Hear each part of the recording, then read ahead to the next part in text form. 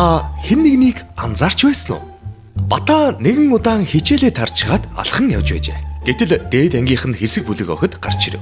Тэд машин руу хайрцагтай зүйл өргөн оруулж өгөхийг хүсв. Батаач найрсгаар туслахыг зөвшөөрөв. Харамсалтай нь жижиг биетэй дээр нь хичээлдээ түүртэж ядарсан учраас хайрцагтай зүйлийг даалгүй газар унгаачжээ. Түүнийг харсан охтууд инээлдэн эрхэм байж ямар арчаагүй юм бэ хэмээн гоожилцгоо.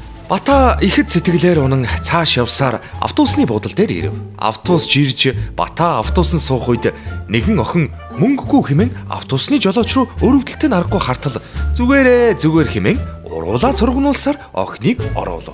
Харин яг Батаг ортол жолооч ууртай аргагүй хурдан хөндлөөд өгөөч гэж хашгичв. Бата дотроо жолоочод гоморхсон ч цааш явлаа. Түүний нүдэнд сул суудлаа очшгэл гэрэлтэж харагдав. Цүнхэн нэлээд хүнд байсан учраас угсхийн суув. Зөөлхөн суудлын дээр дөнгөж суутал автобусны хаалгаар хижээл насны эмэгтэй орж ирвэ. Бата суудал тавьж өгөхөр угс хийж байтал нөгөө эмэгтэй зогсож байсан хүмүүсийг хоёр тийш нь ярж голоор нь жүрж хувааж байгаа мэтэл улгангасан дайрч яг Батагийн суудлын өмнө ирэн бос гэж чангаар хэлхэн тэр. Бата гайхан хоцров. Автобуснаас буусныхаа дараа тэр өдөр тохиолдсон явдлаа бодон гэрлүүгэн алхав. Ажилд орохоор анкет өгтөл чамд ажилласан жилийн туршлага алга. Ядаж 1 жил ажилласан байх ёстой. Бас царайны зөв төрхтэй өндөр байх учиртай гэсэн нь санаанд орж бас л унжив. Нэг газар бүр чи наад хэл яриагаан зас. Монгол хэлээр яриад байгаа мó? Хаанахаар яриад байгаа юм? Хазгаа хэлтэй чамайг хаана авах вэ гэж шоолсон билээ. Ажилласан жилийн туршлага шаарддаг бол намайг ажилд авах газар олдохгүй. Би хаанаас туршлагачих вэ гэж санаа алдан гэртээ орлоо. Эрхэм байж энэ гэр орныхон эвдэрсэн хагарсан засчихгүй. Эрхүний шинжгүй шүү. Олигтой ажил төрлгөн байж бас нам дагаж намсагнаад улс төр ярина. Орлого олж чадахгүй тэжээлгээд л гэтэл тэр эгчийн хар хичнээн нэмэртэй байна гэж ээж нь өөдөөс тажигнсаар өгтөө. Бата хариуд нь инээмсэглэж ээж минь дээ.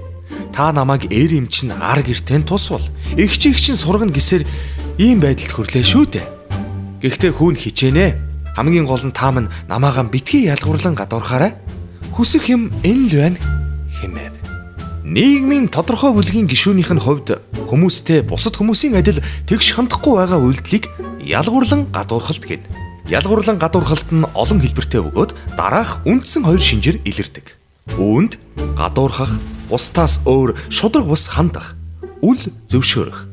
Ялгуурлан гадуурхалт нь эргэтгш байдлыг өгөөсгөж хүний эрх зөрчигдөд хүргэдэг. Нийгмийн харилцаанд оролцогч хүмүүн төрөлтөн нь аливаа ажиллагаа хандлагадаа тэгш хандах зарчмыг баримтлах нь чухал болгохыг тогтвортой хөгжлийн зорилтуудад тусгаж ихээхэн ач холбогдол өгөх болсон нь зүгээр ч нэг тохиолдол биш юм. Учир нь хүн бүр ижил тэгш эрхтэй юм. Тэгш эрх хэрэгжиж гэмээн тэнд шудрах ёс хэрэгжинэ. Та бид хэн нэгнийг ялгуурлан гадуурхахгүй эерэг харилцаа хандлагыг төлөвшүүлснээр шудрах ёсыг цогцлоод чадна. Хүн бүр ялгаатай. Ялгаатай байдлыг хүндэтгэхээс хүний эрх эхлэнэ. Монгол улсын хүний эрхийн үндэсний комисс